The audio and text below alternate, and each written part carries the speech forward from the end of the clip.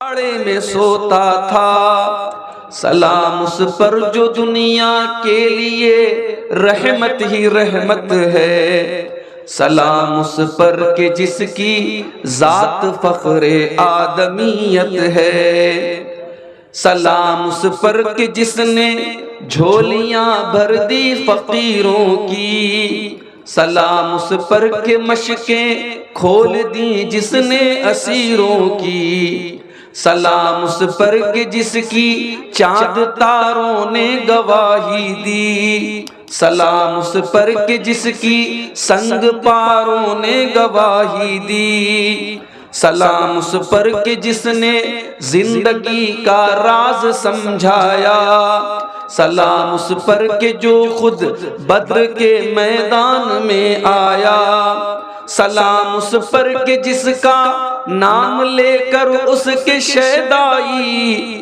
الٹ دیتے ہیں تخت قیصریت اوج دارائی، سلام اس پر کہ جس کے نام لیوا ہر زمانے میں بڑھا دیتے ہیں ٹکڑا سرفروشی کے فسانے میں، سلام اس ذات پر جس کے پریشان حال دیوانے سنا سکتے ہیں اب بھی خالد و حیدر کے افسانے، سلام اس پر کہ جس کی بزم میں قسمت نہیں سوتی، درود اس پر کہ جس کے ذکر سے سحری نہیں ہوتی، درود اس پر کہ جس کے تذکرے ہیں پاک بازوں میں، درود اس پر کہ جس کا نام لیتے ہیں نمازوں میں، درود اس پر جسے شمع شبستان ازل کہیے، درود اس ذات پر فخر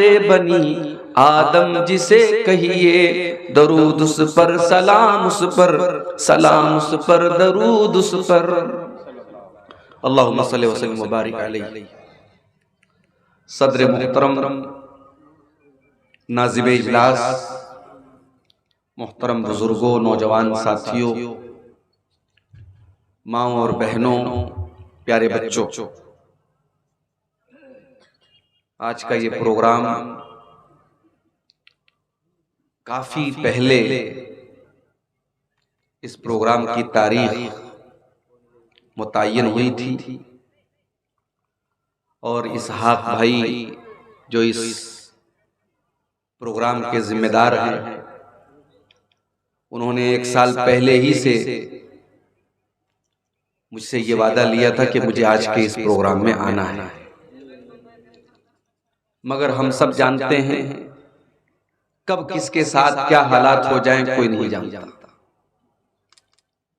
اور میری اپنی سچویشن یہ ہے، کل رات میں گجرات کے واپی میں ایک پروگرام میں تھا، وہاں سے ٹرین پکڑ کر کے ممبئی آیا، صبح ممبئی کی فلائٹ سے بنارس سے سیدھے مدرسے کے بعد چونکہ آج کے اس پروگرام میں آنا تھا، اور بنارس مغل سرائے سے صرف ایک ہی ٹرین تھی اس روٹ کی، برہمپترا ایکسپریس، اس ٹرین کو پکڑنے کے لیے میں بائک سے اپنے مدرسے سے اسٹیشن کے لیے نکلا، 5 منٹ کی دیر ہو گئی اور ٹرین میری آنکھوں کے سامنے سے نکل گئی، اس کے بعد کوئی آپشن نہیں تھا، کوئی فلائٹ وغیرہ بھی نہیں تھی، اور میں اسٹیشن ہی پر بیٹھا تھا۔ پھر یہ طے ہوا کہ اب ایک ہی راستہ ہے کہ وہاں سے میں 4 ویلر کے ذریعے، کار کے ذریعے آؤں۔ گوگل پر میں نے چیک کیا 650 کلومیٹر کا سفر، اور گوگل کے مطابق 12 سے 13 گھنٹے لگ سکتے تھے۔ میں نے اللہ کا نام لے کر کے، چونکہ مسلسل سفر میں تھا، رات میں بھی 1-2 گھنٹہ ٹرین میں جو سویا ہوں، اور اس کے بعد پھر یہ سفر کرنا تھا۔ اللہ کی توفیق سے مسلسل 12 گھنٹے سفر کرنے کے بعد تقریباً 2 بجے آپ کے سونا کوڑ کے علاقے میں پہنچا، اور یہ اللہ کا کرم ہے، اس کی توفیق ہے، اور آپ حضرات کی محبت ہے کہ اتنی رات کے باوجود آپ حضرات منتظر ہیں اور بیٹھے ہوئے ہیں۔ ہماری مائیں بہنیں بھی بہت ساری بیٹھی ہیں۔ اللہ تعالیٰ آپ سب کی، ہم سب کی حاضری کو قبول فرمائے، اور جو باتیں مجھ سے پہلے مقررین نے بیان کی اور جو باتیں میں بیان کرنے جا رہا ہوں، ان میں جو باتیں صحیح ہوں، جو قرآن و سنت کے مطابق ہوں، اللہ تعالیٰ ان باتوں کو ہم سب کو اس پر عمل کرنے کی توفیق عطا فرمائے، آمین۔ میرے بھائیوں، ہم اور آپ بڑے خوش نصیب ہیں، اللہ تعالیٰ نے ہم پر بہت بڑا کرم اور احسان یہ کیا کہ اس نے ہمیں اور آپ کو اپنے بے شمار نبیوں میں اپنے آخری نبی کا امتی بنایا۔ ہمیں اور آپ کو اللہ تعالیٰ نے مذہب اسلام کا پیروکار بنایا۔ دنیا میں آج لاکھوں مت ہیں، سمپردائے ہیں، مذہب ہیں، دھرم ہیں، ان کی اپنی اپنی اپاسنا اور پوجا کی پدھتی ہے، طریقے ہیں، مگر اللہ تعالیٰ نے ہمیں اور آپ کو اسلام سے نوازا، ہمیں اور آپ کو اللہ تعالیٰ نے توحید سے نوازا۔ یہ اللہ کی سب سے بڑی نعمت ہے، اور یہی وجہ ہے کہ قرآن مجید میں اللہ تبارک و تعالیٰ نے کسی اور چیز کے اوپر احسان نہیں جتایا، کسی اور چیز کا نام لے کر کے اللہ نے یہ نہیں کہا کہ میں نے یہ چیز تم کو دے کر کے تم پر احسان کیا، لیکن اللہ تعالیٰ نے جب اپنے آخری نبی جناب محمد رسول اللہ صلی اللہ علیہ وسلم کو اس دھرتی پر بھیجا تو اللہ تعالیٰ نے اس کو اپنا بہت بڑا احسان قرار دیا۔ سورہ آل عمران میں اللہ نے فرمایا لَقَدْ مَنَّ اللَّهُ عَلَى الْمُؤْمِنِينَ إِذْ بَعَثَ فِيهِمْ رَسُولًا مِّنْ أَنفُسِهِمْ يَتْلُو عَلَيْهِمْ آيَاتِهِ وَيُزَكِّيهِمْ وَيُعَلِّمُهُمُ الْكِتَابَ وَالْحِكْمَةَ۔ اے ایمان والو، اللہ تعالیٰ کا بہت بڑا احسان ہے تمہارے اوپر، بہت بڑا کرم ہے تمہارے اوپر، اس نے اپنے آخری نبی کو تمہارے اندر بھیجا، رسولا من انفسہم، اور ایسا رسول بھیجا جو تم ہی میں سے ہے۔ تم کھانا کھاتے ہو، میرا نبی بھی کھانا کھاتا ہے، تم بیمار ہوتے ہو، میرا نبی بھی بیمار ہوتا ہے، تمہیں دنیا کی ضرورتیں لاحق ہوتی ہیں، میرے نبی کو بھی دنیا کی ضرورتیں لاحق ہوتی ہیں۔ ہم نے ایسا نبی بھیجا جو تم ہی میں سے ہے، تاکہ تمہارے لیے وہ نبی آئیڈیل بن سکے، آدرش بن سکے، نمونہ بن سکے۔ یتلو علیہم آیاتہ، اور اس نبی کا بہت بڑا احسان یہ ہے کہ وہ قرآن کی آیتوں کو پڑھ پڑھ کے تم کو سناتے ہیں۔ اللہ نے اگر صرف قرآن کو اتارا ہوتا، قرآن کو تم پر تو لیتے، مگر قرآن کو سمجھنے کے لیے پریکٹیکل ضرورت تھی، اللہ نے اپنے نبی کو پریکٹیکل کرنے کے لیے، قرآن کو سمجھانے کے لیے اپنے نبی کو بھیجا۔ وہ نبی قرآن کی تھیوری بھی پڑھاتے تھے، وہ قرآن کو پڑھ پڑھ کے سنایا بھی کرتے تھے، اور قرآن پر عمل کر کے بھی دکھایا کرتے تھے۔ وَيُزَكِّيهِمْ، اور وہ نبی تمہیں پوتر کرنے کے لیے، تمہیں پاک کرنے کے لیے، تمہیں صاف کرنے کے لیے آیا تھا۔ تمہارے اندر بہت ساری گندگیاں تھی، تم شراب پیا کرتے تھے، تم زنا کیا کرتے تھے، تم مردار کھایا کرتے تھے، تم غیر اللہ کے آگے سر جھکایا کرتے تھے، تم اپنی سوتیلی ماں سے شادی تک کر لیا کرتے تھے، اپنی بیٹیوں کو قتل کر دیا کرتے تھے، اپنی عورتوں پر ظلم کیا کرتے تھے، تم جوا کھیلا کرتے تھے، تم حرام کھایا کرتے تھے۔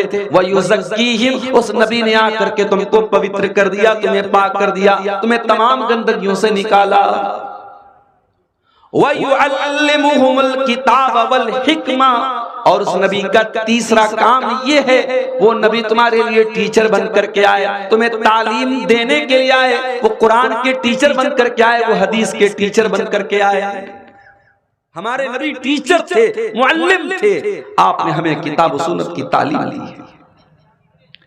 یہ الگ بات ہے، جس نبی کو اللہ نے ٹیچر کہا، معلم کہا، اور جس نبی کے اوپر قرآن کی پہلی آیت اقرا کے ذریعے نازل ہوئی کہ اے نبی آپ پڑھیے، اس نبی کے امتیوں کا حال آج کیا ہے؟ آج بھارت کی سرزمین پر، آج بھارت کی دھرتی پر مسلمان دنیا کی تعلیم میں بھی بہت پیچھے، اور دین کی تعلیم میں بھی بہت پیچھے ہے۔ مسلمانوں کی بستیوں میں آپ چلے جائیں، ڈھنگ کے اسکول نہیں، ڈھنگ کے مدرسے نہیں، کالجز نہیں، یونیورسٹیز نہیں، مسلمانوں کی بستیوں کی پہچان ساؤتھ سے لے کر کے نارتھ تک اور ویسٹ سے لے کر کے ایسٹ تک اور کشمیر سے لے کر کے کنیا کماری تک مسلمانوں کی پہچان ہے بریانی کی اور کباب کی اور پراٹھے کی اور طرح طرح کے کھانے پینے کی چیزوں سے۔ میرے بھائیوں، مسلمانوں کے علاقے کھانے پینے کے شوق سے پہچانے جاتے ہیں۔ مسلمان تعلیم کے لیے، کوچنگ سینٹر کے لیے، اداروں کے لیے اور تعلیم کے لیے بہت کم جانا جاتا ہے۔ یہ بڑے افسوس کی بات ہے۔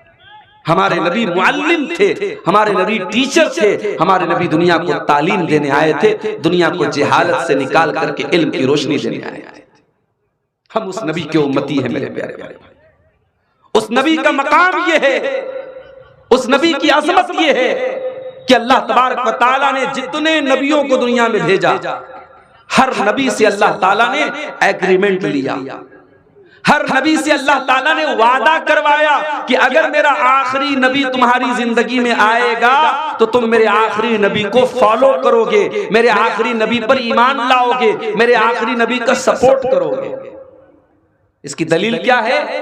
اللہ سورہ آل عمران میں فرماتا ہے وَإِذَا خَذَ اللَّهُ مِيثَاقَ النَّبِيِّينَ لَمَا آتَيْتُكُم مِّن كِتَابٍ وَحِکْمَةٍ۔ اللہ تعالیٰ نے تمام نبیوں سے ایگریمنٹ لیا، وعدہ لیا، اے میرے نبیوں، اے میرے رسولوں، میں نے تم کو اپنی کتاب دی ہے، میں نے تم کو نبی بنایا ہے۔ ثُمَّ جَاءَكُمْ رَسُولٌ مُصَدِّقٌ لِّمَا مَعَكُمْ۔ اے میرے نبیوں، اگر تمہاری زندگی میں ہمارا آخری نبی آ جائے جو تمہاری شریعتوں کی تصدیق کرنے والا ہوگا، لَتُؤْمِنُنَّ بِهِ وَلَتَنصُرُنَّهُ، تو تم وعدہ کرو کہ تم میرے آخری نبی کی مدد کرو گے، تم اس کے اوپر ایمان لاؤ گے۔ قَالَ اَقْرَرْتُمْ وَأَخَذْتُمْ عَلَىٰ ذَلِكُمْ إِصْرِي۔ اللہ نے سارے نبیوں سے یہ ایگریمنٹ لیا کہ کیا تم اس بات کا اقرار کرتے ہو، کیا تم اس بات پر حامی بھرتے ہو؟ سارے نبیوں نے کہا قالوا اقررنا، ہاں اللہ میں اقرار کرتے ہیں۔ قال فاشهدوا وانا معكم من الشاهدين، اللہ نے فرمایا تم گواہ رہنا اور میں بھی گواہ ہوں کہ اگر میرا آخری نبی تمہاری زندگی میں آ جائے تو تم اس کے اوپر ایمان لے آؤ۔ یہ ہمارے نبی کا مقام ہے میرے بھائی۔ اگر ہمارے نبی کی زندگی میں اگر کوئی دوسرا نبی بھی آ جاتا، اگر کسی دوسرے نبی کی زندگی میں اگر اللہ کے آخری نبی آ جاتے تو اس نبی کو بھی ہمارے نبی کی پیروی کرنا پڑتا۔ یہ مقام ہے میرے نبی کا۔ آج لوگ اپنے بزرگوں کی بات پر، اپنے پیروں کی بات پر، اپنے اماموں کی بات پر، اپنے بڑوں کی بات پر اللہ کے رسول کی بات کو ٹھکرا دیتے ہیں۔ میرے بھائیوں، ایسے لوگوں کو اپنی ایمان کی خیر ملنی چاہیے۔ نبی کی بات جہاں آ جائے، نبی کا فرمان جہاں آ جائے، وہاں پھر اپنا دماغ، اپنی عقل، اپنی منطق، اپنی لاجک مت لگاؤ میرے بھائی۔ حضرت عمر فاروق کو دیکھیے، ایک مرتبہ حضرت عمر فاروق تورات کا ایک نسخہ لاتے ہیں اور اس کو اللہ کے نبی کے سامنے لا کر کے پڑھنے لگتے ہیں۔ اللہ کے نبی کا چہرہ غصے سے لال ہو جاتا ہے۔ ابو بکر صدیق کہتے ہیں کہ اے عمر، کیا تم اللہ کے نبی کا چہرہ نہیں دیکھ رہے ہو؟ دیکھو اللہ کے رسول کتنے غصے میں ہیں۔ حضرت عمر فاروق نے جب نبی کا چہرہ دیکھا، تورات کے اس نسخے کو زمین پر ڈال دیا اور فوراً ادب کے ساتھ کہنے لگے اعوذ باللہ من غضب اللہ، میں اللہ کی پناہ چاہتا ہوں اللہ کے غضب سے۔ رضیت باللہ ربا وبمحمد رسولا وبالاسلام دینا، میں اللہ کو اپنا رب مانتا ہوں، میں محمد کو اپنا رسول مانتا ہوں، میں اسلام کو اپنا دین مانتا ہوں۔ آپ نے فرمایا والذی نفس محمد بیدہ، اے عمر اس اللہ کی قسم جس کے ہاتھ میں محمد کی جان ہے، لو بدا لکم موسیٰ، اگر آج حضرت موسیٰ بھی زندہ ہو جائیں، اگر آج حضرت موسیٰ بھی آ جائیں اور تم مجھے چھوڑ کر کے موسیٰ علیہ السلام کی پیروی کرنے لگو، لزللتم عن سواء السبیل، تو تم سیدھے راستے سے بھٹک جاؤ گے، تم صراط مستقیم سے بھٹک جاؤ گے۔ پتہ یہ چلا کہ جب نبی کے رہتے ہوئے حضرت موسیٰ علیہ السلام جیسے پیغمبر کی نہیں چل سکتی تو کسی امتی کی کیسے چلے گی میرے بھائی؟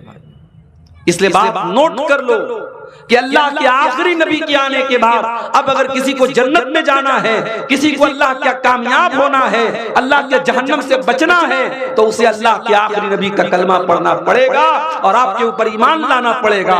یہاں تک کہ اگر کوئی توحید کا قائل ہے، کوئی ایک اللہ کے آگے سر جھکاتا ہے، لیکن اگر وہ محمد رسول اللہ صلی اللہ علیہ وسلم کا کلمہ نہیں پڑھتا ہے تو وہ نجات نہیں پا سکتا ہے۔ ڈاکٹر ذاکر نائک نے ایک مرتبہ کسی تقریر میں کہا تھا کہ اگر کوئی توحید کا قائل ہے، کوئی لا الہ الا اللہ پڑھتا ہے اور محمد رسول اللہ نہیں پڑھتا ہے، تو ڈاکٹر ذاکر نائک صاحب نے کہا تھا کہ اس کی 99.99% امید تو یہی ہے کہ وہ جہنم میں جائے گا، مگر 0.1% گنجائش ہے کہ وہ جنت میں جائے گا۔ مگر قرآن و حدیث بتاتے ہیں کہ آخری نبی کے آ جانے کے بعد، جناب محمد رسول اللہ کے آ جانے کے بعد 0% بھی کسی کی گنجائش نہیں ہے کہ وہ اللہ تعالیٰ کے نجات پائے، جب تک وہ لا الہ الا اللہ کے ساتھ محمد رسول اللہ کا کلمہ نہ پڑھ لے۔ میرے پیارے بھائیوں، یہ عظمت ہے میرے نبی کی، اپنے رسول کی عظمت کو پہچانو میرے بھائی۔ ہم جانتے ہیں مسلمان خانہ کعبہ کی طرف نماز پڑھنے سے پہلے کدھر کی طرف منہ کر کے نماز پڑھتے تھے؟ بیت المقدس کی طرف۔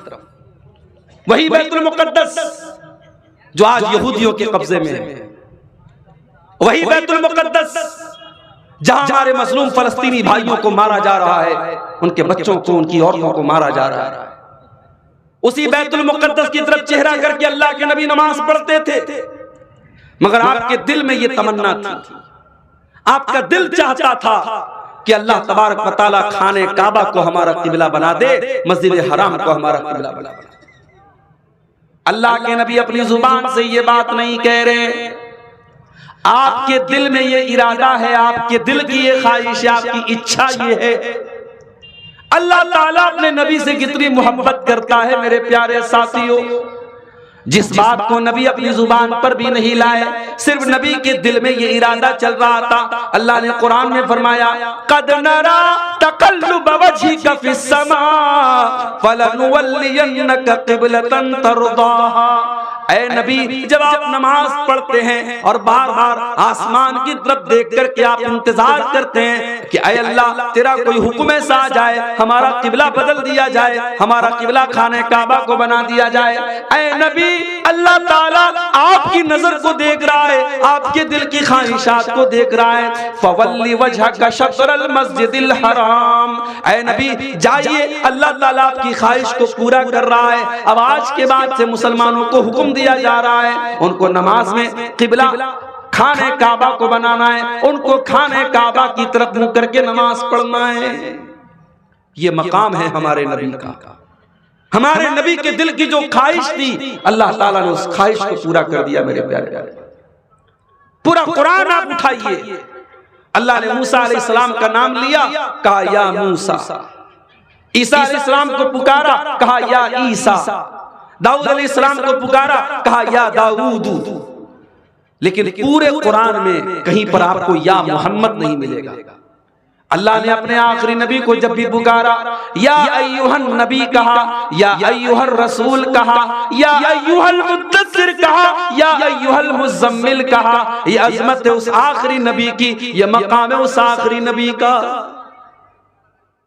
اس نبی کا مقام تو یہ ہے میرے پیارے بھائیوں، جب اللہ کے نبی معراج کے سفر پہ جاتے ہیں، بیت المقدس میں آپ پہنچتے ہیں، آپ فرماتے ہیں رأیتنی فی جماعت من الانبیاء، میں نے دیکھا کہ وہاں بہت سارے انبیاء کی جماعت موجود ہے، آدم علیہ السلام موجود ہیں، ابراہیم علیہ السلام موجود ہیں، نوح علیہ السلام موجود ہیں، اسحاق علیہ السلام موجود ہیں، وہاں بہت سارے نبیوں کی جماعت کو میں نے دیکھا۔ فحانت الصلاۃ، اتنے میں وہاں نماز کا ٹائم ہو گیا۔ سارے نبیوں نے کہا آج ہمارا امام اگر کوئی ہے تو جناب محمد رسول اللہ صلی اللہ علیہ وسلم ہے۔ سارے نبیوں نے اللہ کے نبی کو امامت کے لیے آگے بڑھایا۔ فَأَمَمْتُهُمْ، اور اللہ کے نبی نے ان سارے نبیوں کو نماز پڑھائی۔ یہ ہے ہمارے نبی کی اصلیت، نبیوں کی امامت آپ نے کرائی ہے، آپ نبیوں کے امام ہیں، امام الانبیاء ہیں، امام کائنات ہے میرے پیارے ساتھیوں۔ ہمارے نبی کی شان یہ ہے کہ آپ اللہ کے آخری نبی ہیں، آپ کے بعد اب دنیا میں جو بھی نبی بننے کا دعویٰ کرے گا وہ مکار مانا جائے گا، وہ دجال مانا جائے گا، وہ جھوٹا مانا جائے گا۔ اللہ کے نبی کے بعد اب کوئی نبی نہیں آ سکتا۔ ما کان محمد ابا احد من رجالکم ولکن رسول اللہ وخاتم النبیین۔ محمد تم میں سے کسی مرد کے باپ نہیں ہے۔ کیا مطلب؟ اللہ کے نبی کے جتنے لڑکے پیدا ہوئے، جتنے بیٹے پیدا ہوئے، سب بچپن میں انتقال کر گئے۔ کوئی لڑکا آپ کا جوان نہیں ہوا، کوئی بیٹا آپ کا جوان نہیں ہوا۔ ہاں ایک بچے کو آپ نے پالا تھا، کوئی اس کا نام بتا سکتا ہے؟ ایک بچے کو آپ نے پالا تھا، ان کا نام تھا زید بن حارثہ رضی اللہ تعالیٰ عنہ۔ ان کی آپ نے پرورش کی تھی، اور اس زمانے میں دستور یہ تھا کہ اگر کوئی کسی بچے کو پال لیتا تھا تو وہ اس کے سگے باپ، اس کا سگا باپ مانا جاتا تھا، اور ولدیت میں اسی کا نام لیا جاتا تھا۔ جب حضرت زید جوان ہوئے تو لوگ ان کو زید بن محمد کہنے لگے، اللہ کے نبی کا بیٹا کہنے لگے۔ حضرت زید کی شادی ہوتی ہے حضرت زینب کے ساتھ، میاں بیوی میں بن نہیں پاتی ہے، طلاق ہو جاتی ہے۔ جب وہ اپنی بیوی کو طلاق دے دیتے ہیں، اللہ تعالیٰ حکم دیتا اپنے آخری نبی کو کہ اے نبی اب آپ زینب سے شادی کر لیں۔ بڑے غور سے سننا، اس زمانے کے دستور کے مطابق حضرت زید اللہ کے نبی کے بیٹے کی حیثیت رکھتے تھے، اور ان کی بیوی اللہ کے رسول کی بہو کی حیثیت رکھتی تھی، اور اللہ نے حکم دے دیا کہ اے میرے نبی آپ کو ہم حکم دے رہے آپ زینب کے ساتھ شادی کر لیں۔ اللہ کے نبی بھی ڈر گئے، آپ کو بھی لگا کہ لوگ کیا کہیں گے کہ میں نے بہو کے ساتھ شادی کر لی۔ اللہ نے فرمایا وَتَخْشَى النَّاسَ وَاللَّهُ أَحَقُّ أَن تَخْشَىٰ۔ اے نبی جب ہم نے حکم دے دیا تو لوگوں سے ڈرنے کی ضرورت نہیں ہے، اللہ سے ڈرو۔ اے نبی ہمارا حکم ہے، آپ کو کسی کی پرواہ کرنے کی ضرورت نہیں ہے، آپ زینب سے نکاح کر لیں۔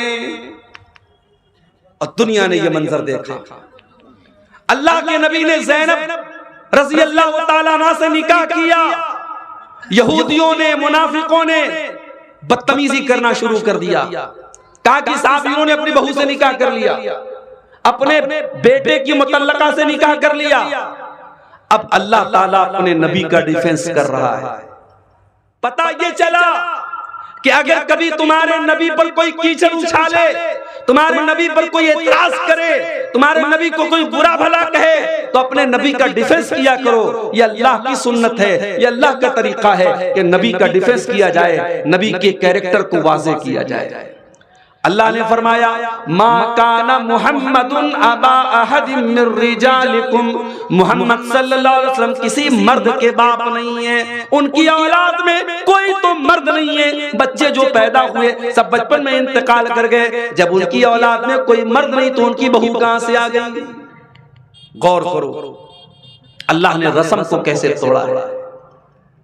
ابھی میرے پاس ایک پرچہ آیا، مولوی صاحب ہمارے علاقے میں شادی بیاہ میں ڈی جے بجایا جاتا ہے۔ ہم تو بڑے فخر سے بنارس میں کہتے ہیں، یوپی میں کہتے ہیں کہ صاحب ہم پاکڑ کی اور صاحب گنج کے علاقے میں جاتے ہیں، ہمارا سینہ چوڑا ہو جاتا ہے، ہمارا دل باغ باغ ہو جاتا ہے۔ پوری بستی اہل حدیثوں کی بستی ہے، پوری بستی قرآن و حدیث پر چلنے والوں کی بستی ہے۔ لیکن کیا اب ہم جا کے یہ بھی بتائیں کہ صاحب ان بستیوں میں محرم بھی منایا جاتا ہے، وہاں تعزیہ بھی اٹھایا جاتا ہے، وہاں شادی بیاہ میں ڈی جے بھی بجایا جاتا ہے، وہاں کے نوجوان شراب کے نشے میں دھت رہتے ہیں؟ کیا یہ بات بھی ہم بیان کریں اور یہ بات بھی بتائیں میرے پیارے ساتھی؟ شرم آنی چاہیے۔ جن رسموں کو میرے نبی نے توڑا ہے آج ہم ان کو پھر سے زندہ کر رہے ہیں۔ شادی بیاہ کے موقع پر دور جاہلیت میں ناچ گانا ہوتا تھا، لوگ شراب پی کے مست ہو جاتے تھے۔ اسلام نے آ کر کے نکاح کو عبادت بنا دیا۔ نکاح کے موقع پر خطبہ نکاح ہوتا ہے، اللہ کی تعریف ہوتی ہے، اللہ کا نام لیا جاتا ہے۔ اس کے بعد مولوی صاحب قاضی صاحب لڑکے سے کہتے ہیں کہ آپ کا نکاح میں نے فلاں لڑکی کے ساتھ کر دیا، کیا آپ کو قبول ہے، کیا آپ نے قبول کیا؟ لڑکا کہتا ہاں میں نے قبول کیا۔ اسلام نے تو نکاح کو عبادت بنا دیا، نکاح کو برکت کی چیز بنا دیا، اور ہم ڈی جے بجا کر کے اور اپنے گھر کی عورتوں کو نچا کر کے اور ان سے گانا ان کے منہ سے نکلوا کر کے ہم اس نکاح کو کی برکت کو ختم کر رہے ہیں۔ میرے بھائی شرم آنی چاہیے ہمیں اور آپ کو۔ میرے نبی رسم کو توڑنے کے لیے آئے تھے۔ اس زمانے کی بہت بڑی رسم تھی کہ اگر کوئی کسی بچے کو اپنا بیٹا بنا لیتا تھا، منہ بولا بیٹا کہہ لیتا تھا، اس کو اڈاپٹ کر لیتا تھا، اس کی پرورش کر لیتا تھا، اس کا سگا بیٹا مانا جاتا تھا۔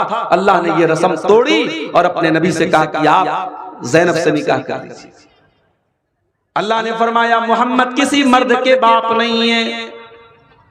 اس پر ایک اور سوال کیا گیا کہ سارے مسلمانوں کو تو 4 شادیوں کی اجازت تھی، لیکن اللہ کے رسول کے نکاح میں آلریڈی 4 بیویاں تھی اور حضرت زینب 5ویں بیوی تھی۔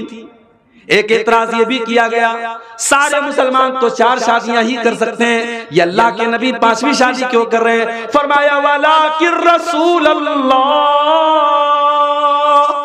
وہ اللہ کے رسول ہیں، تم ان کو اپنے جیسا مت سمجھو، اپنے اوپر قیاس مت کرو، وہ اللہ کے حکم سے کر رہے ہیں۔ وہ 5 نکاح کیا وہ 9 نکاح کر سکتے ہیں، تمہیں اعتراض کرنے کا کوئی حق حاصل نہیں ہے۔ ایک اور اعتراض کیا گیا کہ اگر شادی کرنی ہی تھی کوئی اور کر لیتا، ابو بکر کر لیتے، عمر کر لیتے، عثمان کر لیتے، علی کر لیتے، کوئی صحابی کر لیتے، اللہ کے نبی کو اپنے منہ بولے بیٹے کی متعلقہ سے نکاح نہیں کرنا چاہیے۔ یہ اعتراض بھی لوگوں نے کیا۔ فرمایا وَخَاتَمَ النَّبِيِّينَ، میرا نبی تو آخری نبی ہے، میرے نبی کے اوپر تو نبوت کی مہر لگائی جا چکی ہے، اب آپ کے بعد کوئی نبی آنے والا نہیں ہے۔ اگر آپ رسم و رواج کو نہیں توڑیں گے، اگر آپ رسم و رواج کو ختم نہیں کریں گے تو کون ختم کرے گا؟ افسوس کی بات ہے میرے بھائیو، جو نبی رسم و رواج کو توڑنے کے لیے آئے تھے، آج اس نبی کے امتی رسم و رواج میں ڈوبے پڑے۔ جہیز کی گندگی آج آپ کے اس اہل حدیث سماج میں اور آپ کے اس انصاری سماج میں پائی جاتی ہے۔ باقاعدہ ڈیمانڈ ہوتی ہے، لڑکی والوں سے باقاعدہ ڈیمانڈ ہوتی ہے، لڑکی سسرال آتی ہے، قدم قدم پہ تانے دیے جاتے ہیں، تو کیا لے کے آئی، تیرے باپ نے کیا دیا تجھے؟ ساس تانا دیتی ہے، سسر تانا دیتا ہے۔ یہ ہمارے سماج کا یہ حال ہے میرے پیارے بھائیوں۔ آج یہی وجہ ہے کہ آج بیٹیاں بوجھ بن گئی ہیں۔ آج بیٹیاں کیوں ماں کے پیٹ میں کیوں ماری جا رہی ہیں؟ کیوں ہاسپٹلوں کے ڈسٹ بین میں بچیاں پائی جا رہی ہیں؟ کیوں بھارت میں ہر منٹ میں ایک بچی قتل ہو رہی ہے؟ اگر آپ اس کے ریزن پر غور کریں گے، اس کے اسباب پر غور کریں گے، بہت بڑی وجہ یہ جہیز نام کا ناسور ہے۔ ایک لڑکی جب پیدا ہوتی ہے، باپ کی پیشانی پر بل آ جاتا ہے، ماں کی پیشانی پر چنتا کی لکیریں آ جاتی ہیں۔ کیوں؟ جب بیٹی آتی ہے تو ذمہ داری بن کے آتی ہے، ماں باپ کو لگتا ہے اس کے جہیز کا انتظام کرنا پڑے گا۔ ابھی اتر پردیش کے سدھارتھ نگر میں میرا پروگرام تھا، اتفاق سے رات میں 9 بجے میں پہنچا، ایک نکاح کی تقریب تھی، نکاح کا فنکشن تھا۔ مجھ سے لوگوں نے کہا مولانا آپ بڑے موقع سے آئے ہیں، نکاح پڑھا دیجئے۔ ایک ڈاکٹر صاحب ہیں، اپنی جماعت کے ہیں، لڑکی والے بھی اہل حدیث ہے، لڑکا والا بھی اہل حدیث ہے، آپ نکاح پڑھا دیجئے۔ میں نے نکاح پڑھا دیا۔ نکاح پڑھانے کے بعد میں ایک صاحب کہنے لگے مولانا آپ نے نکاح تو پڑھا دیا، آپ کو معلوم ہے اس نکاح میں جہیز کتنا ملا ہے؟ میں نے کہا مجھے تو نہیں معلوم۔ کہا کہ لڑکا چونکہ ڈاکٹر ہے تو 5 لاکھ روپیہ کیش اور 10 لاکھ کی گاڑی اس کو ملی۔ 5 لاکھ روپے کیش اور 10 لاکھ روپے کی گاڑی لڑکی والوں سے باقاعدہ ڈیمانڈ کر کے لیا گیا ہے۔ تو میں نے کہا اس کا مطلب لڑکی والے بہت پیسے والے لوگ ہیں، بہت بڑے لوگ ہیں؟ کہا نہیں مولوی صاحب، زمین بیچ کر کے لڑکی والوں نے یہ کام کیا ہے۔ اللہ اکبر، ہم اس لیول پر پہنچ گئے۔ ایک لڑکی کا باپ اپنی لڑکی کی شادی کرنے کے لیے اپنا گھر بیچے، اپنی زمین بیچے، اپنی کڈنی بیچے، اپنا جسم بیچے، اور اس کے بعد وہ لڑکی کی شادی کرے۔ میرے پیارے ساتھیوں، اللہ کی قسم یہ میرے نبی کا طریقہ نہیں ہے، یہ میرے نبی کو اسوہ نہیں ہے۔ میرے نبی نے بیٹیوں کو بوجھ نہیں بنایا ہے، میرے نبی نے تو بیٹیوں کو رحمت بنایا تھا، میرے نبی نے تو بیٹیوں کو رحمت بتایا تھا۔ میرے نبی نے جو طریقہ بتایا ہے اس طریقے میں کبھی لڑکی کے باپ کو کسی کے دروازے پہ جا کے بھیک مانگنے کی ضرورت ضرورت نہیں ہے، کسی بینک سے لون لینے کی ضرورت نہیں ہے۔ اسلام نے تو لڑکی کے باپ پر کسی بھی طریقے کی دعوت بھی نہیں رکھی ہے، دعوت بھی دے گا تو لڑکے کا باپ دے گا، ولیمہ کا انتظام لڑکے والا کرے گا۔ لیکن آج افسوس کی بات یہ ہے، ہم اہل حدیث بھی ہیں صاحب، ہم بڑے پکے مسلمان بھی ہیں، ہم جو ہے بہت اپنے آپ کو دیندار بھی کہہ رہے ہیں، اور یہ ساری گندگیاں آج ہمارے اندر ہیں۔ میرے پیارے ساتھیوں، اس نبی کا کلمہ پڑھتے وقت ہمیں سوچنا چاہیے، اس نبی سے اپنا نام جوڑتے وقت ہم سوچنا چاہیے کہ وہ نبی کیسے تھے اور ہم کیسے میرے پیارے ساتھیوں۔ اس نبی کی عظمت جانتے ہو؟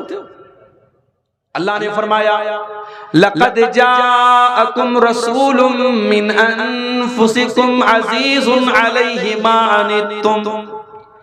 اے مسلمانوں، تم اللہ کا شکریہ ادا کرو، اللہ نے تم کو اتنا پیارا رسول دیا، اتنا پیارا رسول دیا، عزیز علیہ ما عنتم، جب تمہیں تکلیف پہنچتی ہے میرے نبی کو برا لگتا ہے، تمہاری تکلیف میرے نبی کے دل کو چوٹ پہنچاتی ہے، تم تکلیف میں پڑتے ہو اور درد میرے نبی کو ہوتا ہے۔ عزیز علیہ ما عنتم حریص علیکم، اور وہ نبی تمہیں ہر طریقے سے فائدہ پہنچانا چاہتے ہیں۔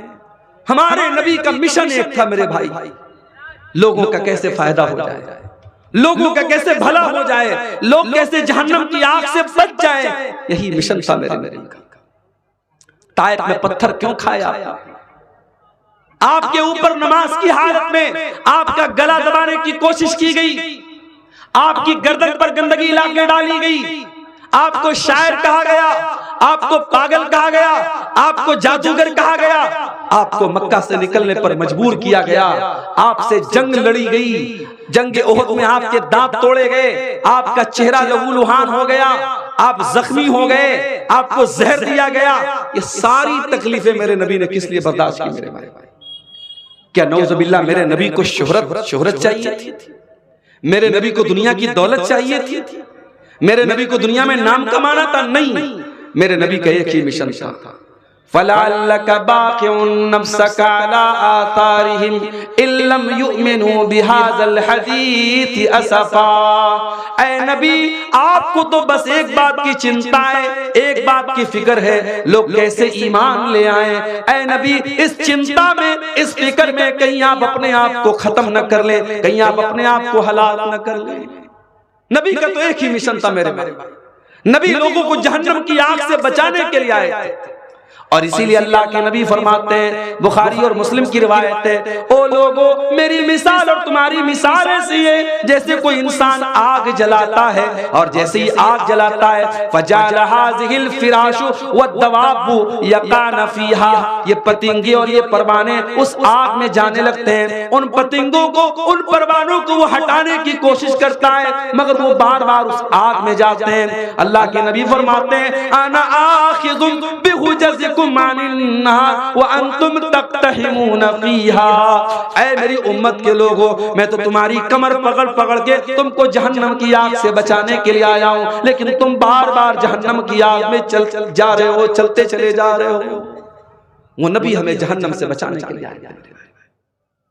معراج کا واقعہ یاد کیجیے، اللہ تعالیٰ نے آپ کو 50 ٹائم کی نماز دی، آپ واپس آئے، موسیٰ علیہ السلام سے ملاقات ہوئی، انہوں نے پوچھا کہ کیا ملا؟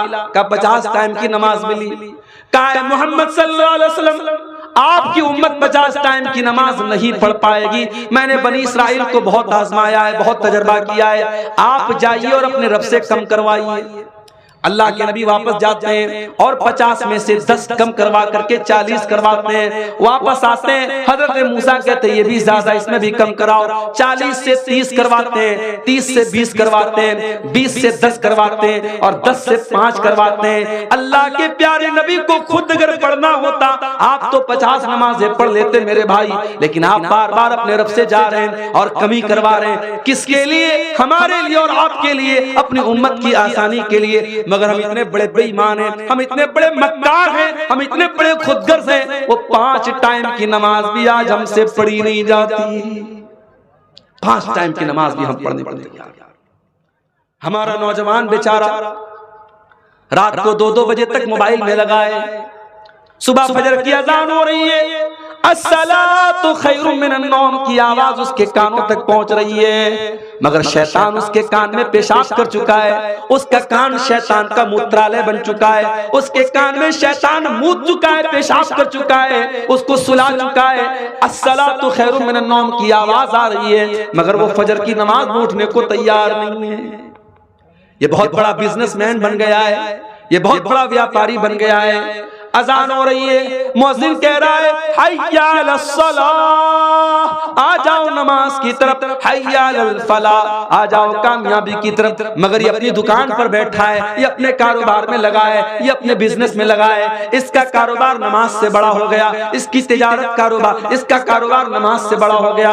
میرے پیارے بھائیوں، اللہ قرآن میں کہتا ہے رجال لا تلہیہم تجارت ولا بیع عن ذکر اللہ، میرے اصلی بندے تو وہ ہیں، میرے حقیقی بندے تو وہ ہیں، میرے مومن بندے تو وہ ہیں کہ اللہ کے ذکر سے اور نماز سے ان کا کاروبار ان کو کبھی نہیں روکتا ہے۔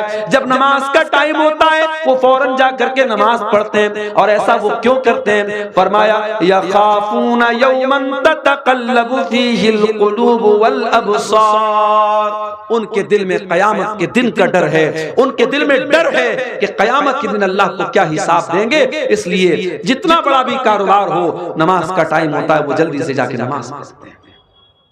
آج ہمارا حال کیا ہے؟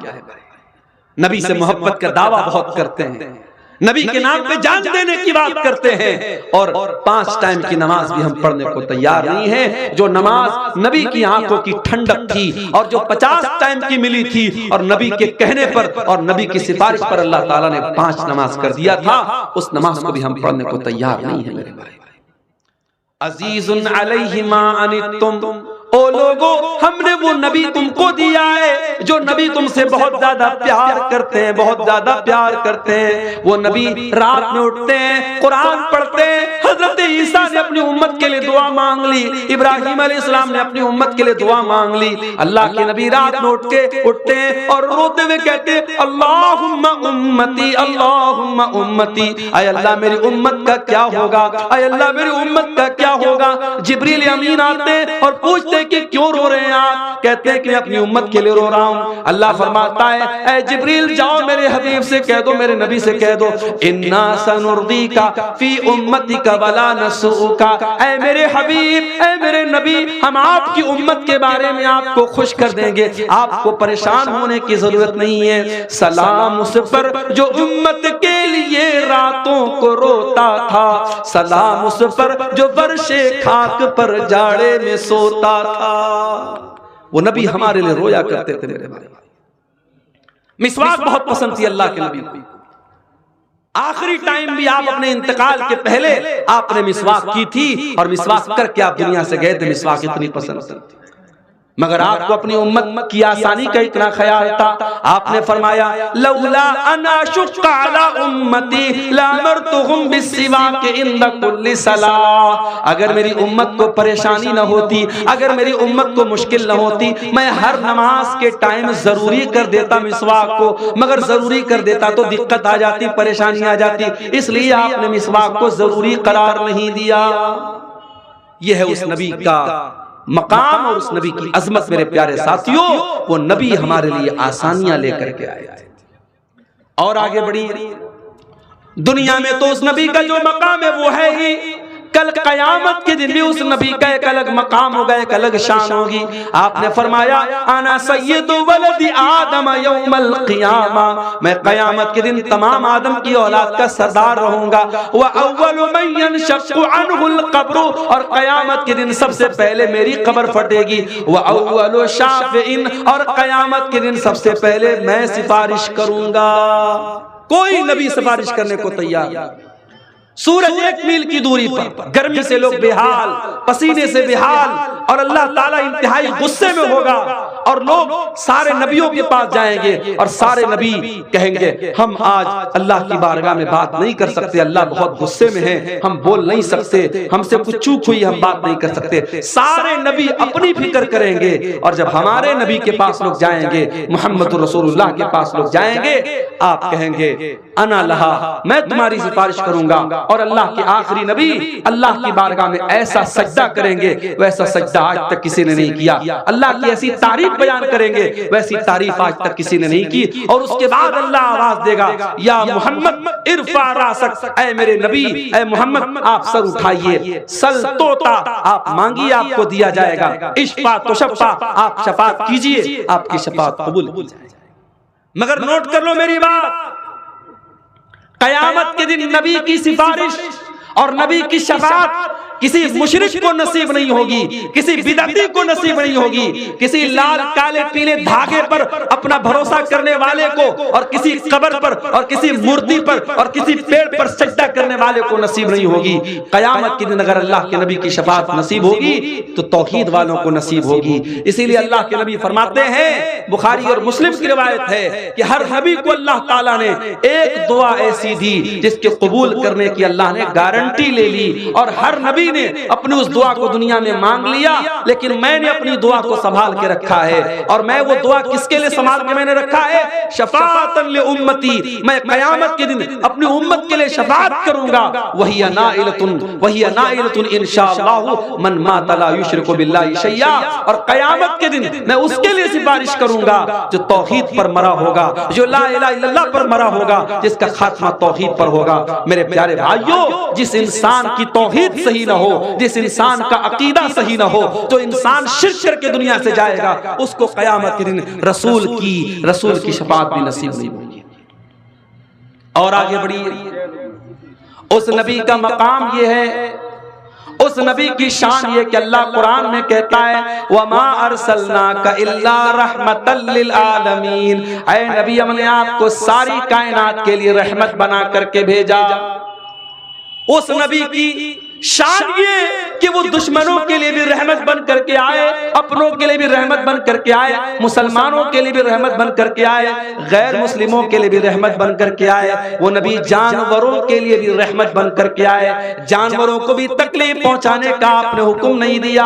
ایک عورت نے بلی کو پکڑا اور بلی کو تڑپا تڑپا کے بھوکا پیاسا رکھا، بلی مر گئی۔ اللہ کے نبی فرماتے ہیں وہ عورت جہنم میں جائے گی، اس نے ایک بلی کو، ایک بے زبان جانور کو تڑپا کر کے مار دیا۔ اور ایک ویشیا عورت، ایک بچلن عورت، اس نے کنویں سے پانی نکالا اور ایک پیاسے کتے کو جو پیاس سے تڑپ رہا تھا اپنے موزے سے پانی نکال کر کے کتے کو پلایا۔ اللہ کے نبی فرماتے ہیں اس ویشیا عورت کا یہ عمل اللہ تعالیٰ نے قبول کر کے اس کی بخشش کر دی۔ ایک کتے کو، ایک جانور کو پانی پلانے کی وجہ سے اللہ تعالیٰ نے اس کی مغفرت کر دی۔ جانوروں کے لیے بھی آپ رحمت بن کر کے آئے۔ اب کوئی یہاں پہ سوال کر سکتا ہے کہ صاحب اگر جانوروں کے لیے رحمت ہے اسلام اور اللہ کے نبی، تو آپ کے مذہب میں مانساہار کی تعلیم کیوں دی گئی، اور آپ کے مذہب میں گوشت کھانے کی تعلیم کیوں دی گئی؟ تو میرے بھائی یہ بھی اللہ کی رحمت ہے، یہ بھی اللہ کی رحمت ہے۔ اس نے جن حلال جانوروں کو ہمارے لیے حلال بنایا ہے، ہمارے کھانے کے لیے خوراک بنایا ہے، انہی جانوروں کو ہم کھاتے ہیں، ہم کسی حرام جانور کو نہیں کھاتے ہیں۔ یہ بکرا بکری ہے، بھیڑا وغیرہ ہے، یہ جتنے بھی حلال جانور ہیں ہم انہی جانوروں کا گوشت کھاتے ہیں، اور جو حرام جانور ہیں ہم ان کو ٹچ نہیں کرتے ہیں۔ اور حلال بھی ہم اللہ کا نام لے کے جب ہم ذبح کرتے ہیں تب حلال ہوتا ہے۔ ایسا نہیں کوئی بکرا اگر مرا پڑا ہو، جنگل میں مرا پڑا ہو، ہم نہیں کھا سکتے جب تک اللہ کا نام لے کر اسلامی طریقے سے اس کو ذبح نہ کیا گیا ہو، ہم اس کو نہیں کھا سکتے ہیں۔ اور جب ہم جانور کو ذبح کرتے ہیں تو میڈیکل سائنس یہ کہتا ہے کہ جو آج جو جھٹکے سے مارتے ہیں جانوروں کو، اس میں جانور کو بہت تکلیف ہوتی ہے۔ اور جو اسلام کا طریقہ ہے کہ اس کی جو رگیں، جو اسلام نے جو رگیں بتائی ہیں، اور ان رگوں کے اوپر جب چھری چلائی جاتی ہے تو جانور کی جان جو ہوتی ہے بہت آسانی سے نکلتی ہے۔ اور اسی لیے اللہ کے نبی فرماتے ہیں جب تم جانور کو ذبح کرو تو اچھے طریقے سے ذبح کرو، چھری کو تیز کر لو، جانور کو تڑپا کے مارنے کی اسلام تعلیم نہیں دیتا ہے۔ میرے نبی تو بے جان چیزوں کے لیے بھی رحمت بن کر کے آئے۔ آپ ایک کھجور کے تنے پر کھڑے ہو کر کے خطبہ دیا کرتے تھے۔ ایک عورت کی نظر پڑ گئی جو اللہ کے نبی کے خطبے میں آیا کرتی تھی. اس نے دیکھا کہ اللہ کے نبی کھجور کے تنے پر کھڑے ہو کر کے خطبہ دے رہے ہیں. اس نے کہا اللہ کے نبی میرا بیٹا کارپینٹر ہے, بڑھئی کا کام کرتا ہے. اے اللہ کے نبی میں چاہتی ہوں کہ آپ کے لیے ایک اچھے سے ممبر کا انتظام کر دوں تاکہ آپ اس ممبر پر کھڑے ہو کر کے خطبہ دیں. اس لکڑی کے تنے پر آپ کھڑے ہو کر کے خطبہ دیتے اچھا نہیں لگتا ہے. آج ہمارے یہاں مولوی پھٹے پرانے کپڑے پہنتا ہے تو لوگ کہتے ہیں مولوی کو تو اللہ نے بڑی برکت دی ہے. مولوی صاحب جو آپ کے بچوں کو قرآن آ کے پڑھاتے ہیں ان کے میلے کچیلے کپڑوں کو دیکھ کر کے کبھی آپ کو شرم نہیں آتی کہ کوئی نیا کرتے کا کپڑا لے جا کے دے دے. آم کا موسم آتا ہے, آپ کے گھر میں بچے آم کھا رہے ہیں, مولوی صاحب بیچارے 5000 کی تنخواہ میں کیسے کیسے اپنا پریوار چلا رہے ہیں. ان کے بچے اپنے باپ سے کہتے ہیں ابا جان مجھے آم دلا دو. وہ صبر کرنے کی تلقین کرتے ہیں اور دنیا کہتی ہے مولوی کے پیسے میں اللہ نے بڑی برکت دی ہے. میرے پیارے ساتھیوں, اس مولوی کو آپ نے اپنے در کا جو بھکاری بنا کے رکھا ہے اس کو برکت کا خوبصورت نام نہ دیجیے. معاف کرنا میرے بھائیوں, بات کڑوی ہے مگر بات یہی سچ ہے کہ ہم ان علماء کو خوشحال دیکھنا نہیں چاہتے ہیں. اگر مولوی اچھا لائف اسٹائل اختیار کر لے, اچھا کپڑا پہنے لگے, مولوی حلال طریقے سے اگر گھر مکان بنا لے اور سواری کا انتظام کر لے تو اس پر بھی لوگ انگلی اٹھاتے ہیں کہ مولوی کے پاس اتنا پیسہ کہاں سے آ گیا. یہ سوچ ہے ہماری قوم کی, یہ اپنے علماء کو اور اپنے رہنماؤں کو خوشحال نہیں دیکھنا چاہتی. یہ چاہتی ہے یہ آ کر کے ہم سے چندہ مانگتے رہے, ہمارے در کے فقیر اور محتاج بنے. لاک ڈاؤن میں ہم نے دیکھا کتنی مسجدوں میں امام جن کو 8000 10,000 تنخواہ دی جاتی تھی, مدرسوں میں پڑھانے والے ٹیچر جن کو 8-10 ہزار کی تنخواہ دی جاتی تھی اور اس تنخواہ سے ان کا گھر پریوار چلا کرتا تھا. لاک ڈاؤن لگ گیا, مدرسے والوں نے آنکھیں پھیر لی, مسجد کی کمیٹی نے آنکھیں پھیر لی, مولوی صاحب ہمارے فنڈ میں کوئی پیسہ نہیں ہے. ان مولویوں نے کتنی پریشانیوں کے ساتھ اپنے ایام کاٹے, اپنے دن کاٹے. میرے بھائیوں, لوگوں سے قرضے لے لے کر کے, لوگوں سے مدد مانگ مانگ کر کے انہوں نے اپنا گزارا کیا. اور میں کئی ایسے مولویوں کو جانتا ہوں لاک ڈاؤن کے بعد انہوں نے کاروبار شروع کر دیا, بزنس شروع کر دیا اور رو کر کے کہنے لگے مولوی صاحب اب ہمیں امامت نہیں کرنی ہے, اب ہمیں مدرسے میں نہیں پڑھانا ہے, ہمیں یہ غلامی کی زندگی نہیں گزارنی ہے, اب ہم اپنا بزنس کریں گے, اپنا کاروبار کریں گے, ہم آزادی کی زندگی گزاریں گے. میرے پیارے بھائیوں, یہ علماء بھی آپ کی طرح انسان ہوتے ہیں, ان کے بچوں کو بھی آپ کے بچوں کی طرح ضرورتیں ہوتی ہیں, ان کی بیٹیوں کی بھی آپ کی بیٹیوں کی طرح ضرورتیں ہوتی ہیں. میرے بھائیوں, اپنے علماء کی ضرورتوں کا بھی خیال رکھا کرو. نہیں رکھتے ہم خیال, اپنے علماء کی ضرورتوں کا ہم خیال نہیں رکھتے. مسجدوں میں کبھی آپ جا کر کے دیکھیے امام کے رہنے کا کمرہ کتنا بڑا ہوتا ہے. بعض مسجدوں میں میں نے دیکھا کہ سیڑھی کے نیچے جو چھوٹی سی جگہ بنی ہوتی ہے کوٹھری ٹائپ کی, اس میں امام کو رکھتے ہیں. امام بیچارہ اگر ڈھنگ سے کھڑا ہو جائے تو سر اس کا چھت سے لڑ جائے. ہمیں شرم نہیں آتی ہے؟ ہم اپنے بچوں اور اپنے پریوار کے ساتھ اپنے گھر میں رہیں اور امام صاحب اپنے پریوار سے دور آپ کی مسجد میں امامت کرائیں اور مہینے 2-2 مہینے اپنے پریوار سے دور رہیں. میرے بھائیوں, یہ کون سا انصاف ہے؟ آپ کے بچے آپ کے ساتھ رہیں اور مولوی کا بیٹا اپنے باپ کے رہنے کے باوجود وہ بیچارہ یتیم بن کے زندگی گزارے اور مولوی کی بیوی بیوہ کی زندگی گزارے. اللہ کے واسطے اپنے علماء کے مسائل پر بھی نظر رکھو. میرے بھائیوں, آج سرکاری ٹیچر ریٹائر ہوتا ہے, گورنمنٹ اس کو پینشن دیتی ہے. دنیا کی کسی بھی نوکری میں کوئی ریٹائر ہوتا ہے اس کو ایک بڑا اماؤنٹ ملتا ہے. مولوی ریٹائر ہوتا ہے, اس کے لیے کوئی انتظام نہیں, کوئی پرسان حال نہیں. کتنے جماعت کے بڑے بڑے علماء ہیں جنہوں نے ساری زندگی جماعت کی خدمت کی, امت کی خدمت کی, تقریریں کرتے رہے, کتابیں لکھتے رہے, بچوں کو پڑھاتے رہے. جب اس لیول پر اور اس مرحلے پر پہنچے, جب وہ بیمار ہو گئے, جب بوڑھے ہو گئے, جب کمزور ہو گئے, جب ناتواں ہو گئے, ان کے دوا علاج کے پیسے نہیں ہیں, تڑپ تڑپ کے اور گھٹ گھٹ کے مر گئے. میرے پیارے ساتھیوں, یہ انصاف کا تقاضا نہیں ہے, یہ علماء کی محبت کا تقاضا نہیں ہے. اللہ کے واسطے اپنے علماء کی ضرورتوں کا بھی خیال رکھو. عورت نے دیکھا اللہ کے نبی لکڑی کے تنے پہ خطبہ دے رہے ہیں, اس کو اچھا نہیں لگا. اس نے کہا اللہ کے نبی میں آپ کے لیے خوبصورت ممبر بنوا دیتی ہوں. اگلا جمعہ آیا اور ممبر بن کے تیار ہو گئے. اگلے جمعہ میں بہترین ممبر بن کے آ گیا اور اللہ کے پیارے نبی جب خطبہ دینے کے لیے ممبر پہ چڑھتے ہیں تو لکڑی کے تنے سے رونے کی آواز آنے لگتی ہے. لکڑی کے تنے کو آپ نے سائڈ میں ڈال دیا، کنارے ڈال دیا، لکڑی کے تنے سے رونے کی آواز آنے لگی۔ صحابہ کرام حیران ہو گئے کہ لکڑی کا تنا کیسے رو رہا ہے، اس سے رونے کی کیسے آواز آ رہی ہے۔ اللہ کے پیارے نبی منبر سے اترتے ہیں اور اس لکڑی کے تنے کو اپنے سینے سے لگاتے ہیں، اور مسند احمد کے الفاظ ہیں، اللہ کے نبی کہتے ہیں اگر اس کو اپنے سینے سے نہ لگاتا لحن الی یوم القیامہ، تو یہ قیامت تک روتا رہتا۔ اور جب آپ نے اس کو اپنے سینے سے لگایا فجعلت تئن انین الصبی، تو وہ لکڑی کا تنا بچے کی طرح سسکنے لگا۔ پہلے تو رونے کی آواز آ رہی تھی، مگر جب آپ نے سینے سے لگایا تو سسکنے کی آواز آنے لگی۔ جیسے چھوٹے بچے جب روتے رہتے ہیں اور ماں جب ان کو گود میں لے لیتی ہے، باپ ان کو گود میں لے لیتا ہے، تو وہ رونا تو بند کر دیتے ہیں مگر سسکنے کی آواز بڑی دیر تک آتی ہے۔ لکڑی کے تنے سے سسکنے کی آواز آ رہی تھی۔ اللہ کے نبی نے فرمایا انہا تبکی علی ما کانت تسمع من الذکر، اس لکڑی کے تنے پر کھڑے ہو کر کے میں خطبہ دیتا تھا اور قرآن اور حدیث کی باتیں بیان کرتا تھا، اس لیے یہ لکڑی کا تنا جب آج میں نے اس کو چھوڑ کے جب میں منبر پہ کھڑا ہو گیا تو یہ رونے لگا۔ میرے پیارے ساتھیوں، ایک لکڑی کا تنا اپنے نبی سے محبت کرتا تھا، ایک لکڑی کا تنا قرآن سے محبت کرتا تھا، ایک لکڑی کا تنا حدیث سے محبت کرتا تھا۔ ہم کتنے بد نصیب ہیں، ہمیں قصے اچھے لگتے ہیں، ہمیں کہانیاں اچھی لگتی ہیں، ہمیں فضول باتیں اچھی لگتی ہیں، اور ہمیں قرآن و حدیث کی مجلسوں میں مزہ نہیں آتا، ہمیں قرآن و حدیث کی باتوں میں ہمیں لطف نہیں آتا۔ میرے پیارے ساتھیوں، اس لکڑی کے تنے کے لیے بھی اللہ کے پیارے نبی رحمت بن کر کے آئے، اس بے جان چیز کے لیے بھی آپ رحمت بن کر کے آئے۔ ہم تو اس نبی کا کلمہ پڑھنے والے ہیں میرے بھائی، وہ نبی جن کی شان اور جن کا مقام یہ ہے میرے پیارے ساتھیوں۔ اس نبی کی عظمت کو پہچانو۔ آج دنیا اس نبی کو گالیاں دے رہی ہے، فیس بک اٹھاؤ، اس نبی کے بارے میں کتنے گندے گندے جملے لوگ استعمال کرتے، اور ہمارا نوجوان یہ بیچارہ نشے میں ڈوبا ہوا ہے، یہ سوشل میڈیا پر لڑکیوں سے چیٹنگ میں لگا ہے، اور ہماری قوم کی بیٹیاں یہ فیس بک اور انسٹاگرام پر اپنی بے پردگی اور بے حیائی کا اظہار کر رہی ہیں۔ ارے تمہارے ایمان کی غیرت کہاں مر گئی؟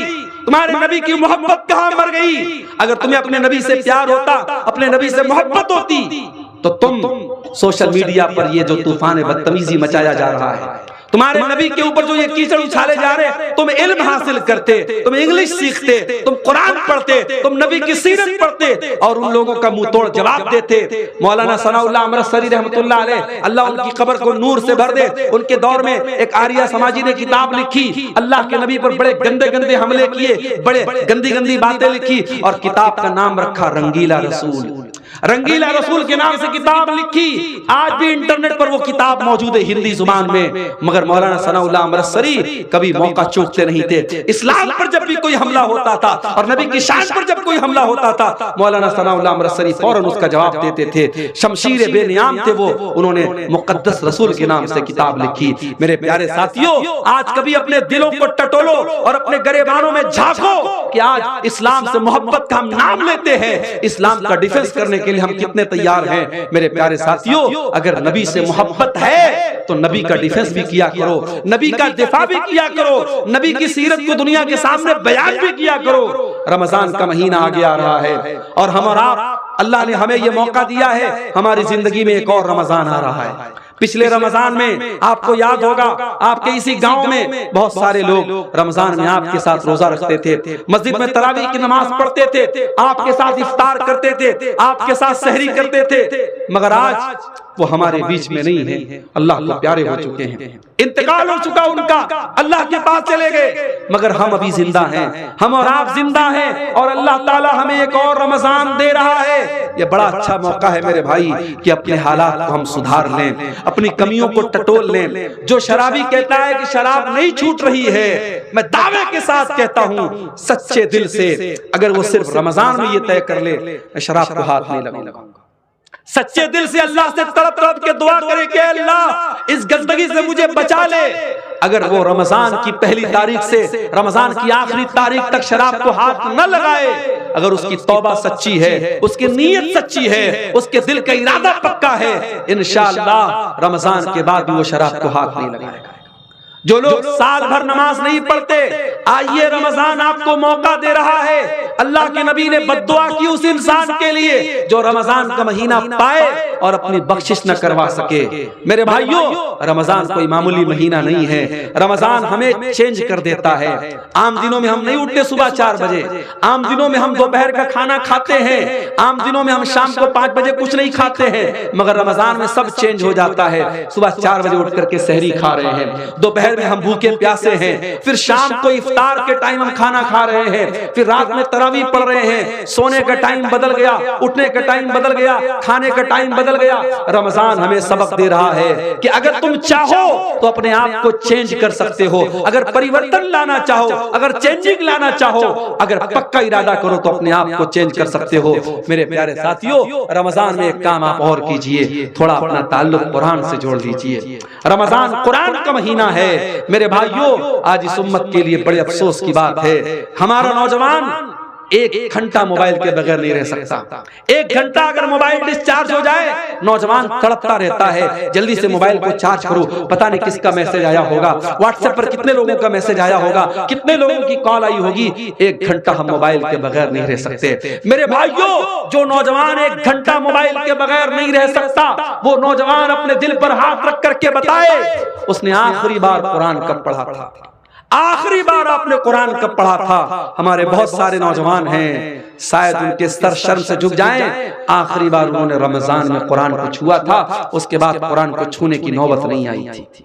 یہ قرآن بھی تو اللہ کا میسج ہے، یہ قرآن بھی تو اللہ کا پیغام ہے۔ کل قیامت کے دن اللہ پوچھے گا، میرے بندے میرا میسج تیرے گھر میں پڑا تھا، میرا پیغام تیرے گھر میں پڑا تھا، میری کتاب تیرے گھر میں پڑی تھی، تو نے کبھی نہیں سمجھا، تو نے کبھی نہیں پڑھا، تو نے کبھی غور نہیں کیا، کبھی اس قرآن کو سمجھنے کی کوشش نہیں کی۔ میرے پیارے ساتھیوں، اس قرآن کو پڑھو۔ اور آج اگر بھارت کے 25 کروڑ مسلمان یہ طے کر لیں کہ ہر مسلمان 4 قرآن غیر مسلموں تک بانٹے گا، 4 قرآن ہندی میں، بنگلہ میں، جو بھی زبان ہمارا غیر مسلم بھائی جانتا ہے اس کو پہنچائے گا، اگر بھارت کے 25 کروڑ مسلمان یہ طے کر لیں تو 100 کروڑ غیر مسلموں تک بڑی آسانی کے ساتھ قرآن کو پہنچایا جا سکتا ہے۔ میرے بھائیوں، یہ کام کرنے کا ہے، جلسے جلوس کرانا ٹھیک ہے، اس کی بھی ایک ضرورت ہے، یہ بھی بڑا اہم کام ہے، مگر یہ کام بھی کرنے کا ہے کہ آج اپنے غیر مسلم بھائیوں تک ہم قرآن کو پہنچائیں۔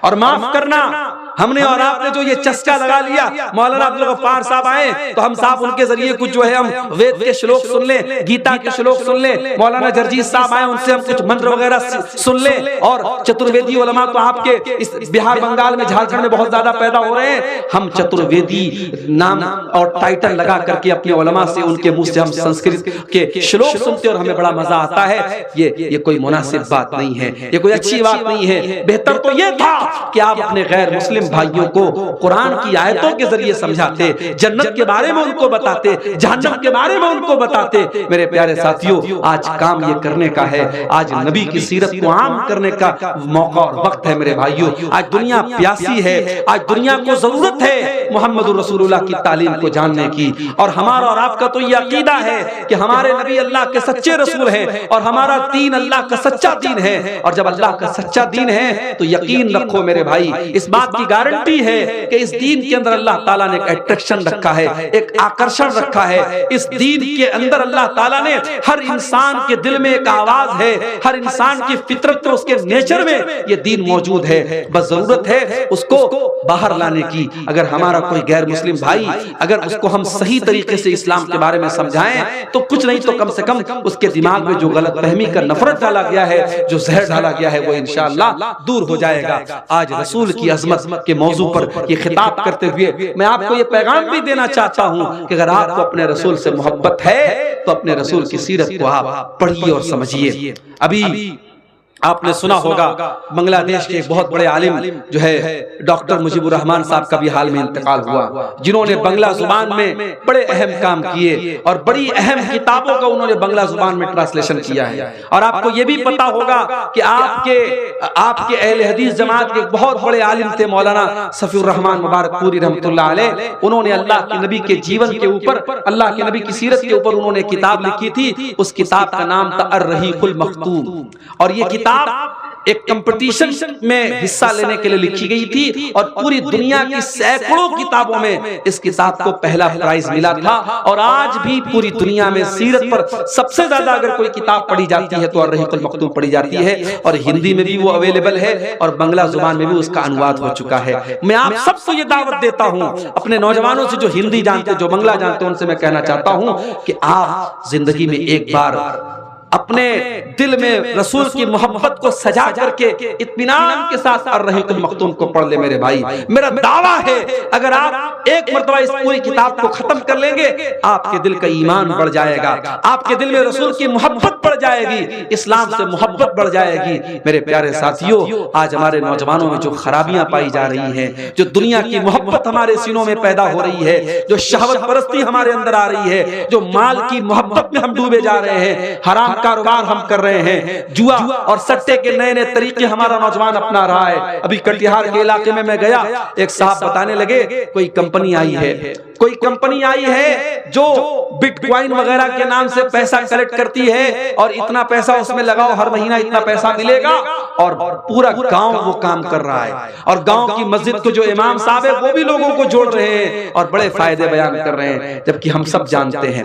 کہ یہ کوئی تجارت نہیں ہے، یہ کوئی تجارت نہیں ہے، یہ حرام ہے، یہ جوا کی ایک شکل ہے کہ آپ 1 لاکھ روپیہ لگاؤ اور ہر مہینے آپ کو 5,000 روپیہ ملے۔ تجارت میں تو اپ ڈاؤن ہوتا رہتا ہے، تجارت میں کبھی ایسا بھی ہوتا ہے کہ آپ نے 1 لاکھ لگایا اور مہینے کا 10,000 آپ نے کما لیا، اور کبھی ایسا ہوا کہ آپ نے 1 لاکھ لگایا اور مہینے میں 1 پیسے کی بھی آمدنی نہیں ہوئی۔ تو تجارت ہوتی ہے۔ یہ جتنی کمپنیاں ہیں جو پیسہ لگا کر کے آپ کو آفر دے رہی ہیں، یہ سب آپ کو ٹوپی پہنا رہی ہیں، سب فراڈ ہیں، اور آج ہمارا نوجوان اس میں ڈوبا چلا جا رہا ہے۔ میرے پیارے ساتھیوں، ان حرام طریقوں سے اگر آپ کو بچنا ہے، اپنے نبی کی سیرت کو آپ پڑھیے، اپنے نبی کی زندگی کو آپ پڑھیے۔